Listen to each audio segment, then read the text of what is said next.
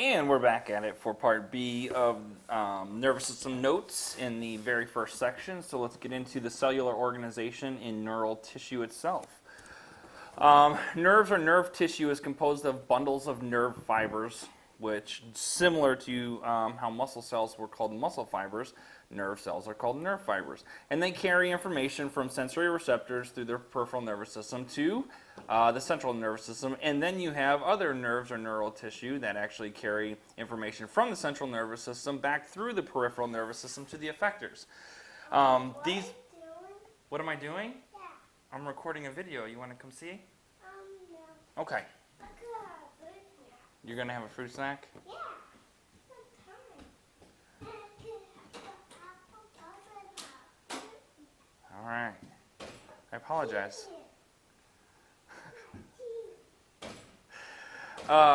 So inside of these bundles of nerves, believe it or not, they include blood vessels and connective tissue.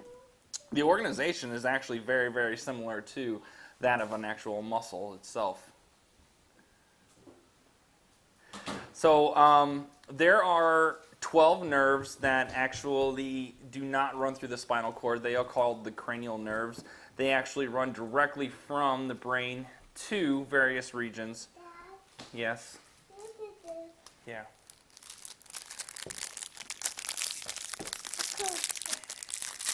There you go. Thank you. You're welcome.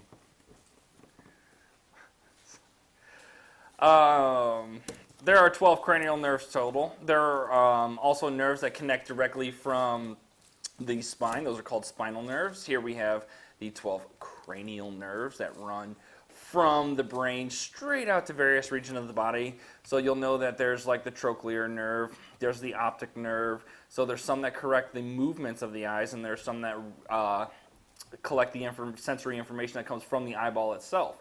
Then you have the olfactory, which is for smell. You have the facial nerve, which controls various movements of your face in terms of raising your eyebrows, smiling, frowning, all of those various things. You have the ones that control muscles and movements and sensations in your forehead and various places within your face. You have the ones that are associated with the tongue and salivary glands. You have some that are associated with movements of muscles in the neck or the head. You have the vestibulocochlear nerve, which actually there are two of them. Count them two because you have two ears. And you have two nerves that are going to run from that to transmit information of sound from the external environment to the brain. And then you have various ones that can run directly to like your lungs for respiratory rate, your heart, your liver, your small intestine, your large intestine for various other functions within those systems. Here again are some examples of the spinal nerves. So if you looked at just the central nervous system of the brain and the spinal cord, you will notice that the spinal cord has various looking branches that come out of it. Those are in fact your spinal nerves. And they are typically divided by the spinal region. So you have your cervical nerves, you have your lumbar nerves, you have the lumbar plexus, you have the sacral plexus, which are all the divisions of the spine itself. You have the brachial plexus, which are those that are kind of go out into the arms. You have the ones that run into the legs. And they're the source of a lot of pain sometimes. Here's an example of all the nerves that run in and out of the body, including some of the cranial nerves. Here's a real-life human picture of all the tissue except for the brain and spinal cord removed, and all the spinal nerves and cranial nerves extending from that. If you actually want to see this picture next time Body World is in town, take a look. All right, so a nerve anatomy, like I said earlier, is actually very, very similar to that of muscle organization. There's various layers of protective connective tissue. So you have the epineurium, which you'll notice has the same prefix as the ones involved in the muscular system. You also have a protective layer that surrounds the fascicles or bundles of neurons. Remember, you had fascicles in the muscular system, which were bundles of muscle fibers, and the connective tissue that surrounds that is called the perineurium. Then you have a protective layer that surrounds each individual axon of a neuron, which is called the endoneurium. And here's a nice diagram. If you'll notice in your notes, if you're following along in the outlines or you're filling them out or you're even going through your lab worksheet, you will notice that these two diagrams that I'm going to show up here are part of that. So this entire structure here as a whole is what is considered one nerve. Please, please, please do not confuse nerves with neurons. So this entire thing here would be a nerve. For example, this could be a spinal nerve that connects directly into the actual spinal cord. Then you will notice you have connective tissue around that, and then you have connective tissue around the fascicles or bundles of neurons. If you take one fascicle, you can break it down into individual axons. These are, in fact, the individual neurons themselves. And you will notice that there are two sections. You have the afferent nerve, and you have the efferent nerve. One goes from the body to the central nervous system, and the other comes from the central nervous system out to the body. It's extremely important for you to know that it is in fact a unidirectional system, meaning even though a nerve might have two sides of the highway, like a north and a south side of the highway, those two sides only go in one direction. For example, the signals only travel from the body to the central nervous system through the afferent, and signals only travel out of the central nervous system down the efferent pathway. They do not travel in both directions. Just another example of the same thing we saw a second ago. And here we go again. So this would be an entire nerve, and you have this diagram, I believe, in your outline of your notes if you're following along, so you can follow along and label all the different parts. We're going to go through the connective tissue and some other various things, but you have the epineurium, which surrounds the entire nerve. You have the perineurium, which surrounds the fascicle or bundle of neurons themselves. You have blood vessels, which are represented by the red and the blue. You have the endoneurium, which surrounds individual neurons themselves, and you have one neuron, which is part of a whole bundle of neurons called the fascicle, and several fascicles repeating themselves contribute to an entire nerve. So if we get into the actual nerves themselves, you can break neurons down into, or nerves down into two types of cells. So nerves would be the tissue. Neurons and neuroglia cells are going to be the two types of cells in the nervous system. Neurons are the basic units of the entire nervous system. All functions involving communication between neurons, the sending and receiving of signals, interpreting electrical information, chemical signals between the body and the brain, such as dopamine and their various neurotransmitters, all done between communication between neurons themselves. Neurons are composed of a couple different parts. The first part we want to talk about are dendrites. These are all the receptors. These are the parts that actually take in the sensory information to be transmitted down the rest of the neuron. They can be things that detect changes in temperature, pressure, chemistry, or chemicals in the body such as O2 or CO2. And it actually initiates the electrical signal that's going to travel throughout the entire neuron itself. So electrical signals that are sent throughout the nervous system actually originate in the dendrites of the cells and then travel throughout the rest of the neuron. Dendrites, there can be various types. There's things called exteroreceptors, which provide information about the external environment, touch, temperature, there's a lot of the basic senses that you think of in terms of the five senses. There's also things called proprioreceptors, which actually monitor the position and movement of your skeletal muscles and joints. So knowing that your hands in front of your face, again, are not solely because you have your eyes, but also because you have proprioreceptors in your body. If you wanted to test this, you can take your fingers and bring them together, and somehow you're able to bring your fingertips as close as possible together, even though you have your eyes closed, because you have proprioreceptors monitoring the position of your joints. You also have interoceptors, which monitor things like digestion, respiratory rate, cardiovascular, stretching of the urinary bladder, and reproductive systems and pain. So those are all interoceptors. Proprio representing position, extero, external environment, intero representing the internal environment. So in this picture here, we'd have proprioreceptors monitoring the position of the body and its environment. Here we would have exteroreceptors monitoring things like heat, light touch, pain, cold, the movement of wind across the body or airflow because of the movement of hairs on your body. And then you would have things like interoreceptors monitoring the size of the urinary bladder, the reproductive system, the digestive system.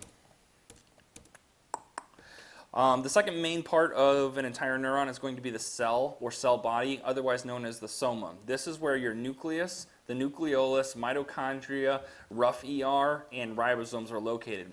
For some reason in a neuron, they take the rough ER and the ribosomes and combine them together into something called the Nissl bodies. So in your text and your readings, you're going to come across the fact that they could be called Nissl bodies. So this is the very wide, rounded section of a neuron or nerve cell. Its main function is to make proteins. That's where the nucleus and the nucleolus come into play. And they actually create the neurotransmitters that travel to the ends in synaptic vesicles, the ends of neurons, for the transmission of electrical signals across from one neuron to another kind of tissue. The soma or cell body is what composes what is called gray matter, which we'll get into later on. The next part, so you have dendrites, which if you're looking at my hand, my fingers would be the dendrites. The actual hand or the palm of my hand right here would be considered the soma or cell body. And then it comes down into what is called the axon. The axon would be like my forearm right here. The axon tends to be the longest portion of the neuron. It's a long, thin, what's called cytoplasmic extension of the soma that actually carries the signal from the dendrites that goes through the soma or cell body and then carries the signal down to whatever the next type of tissue is going to be, whether it be another kind of neuron or whether or not it be things like a gland or some other type of structure, digestive tissue, anything.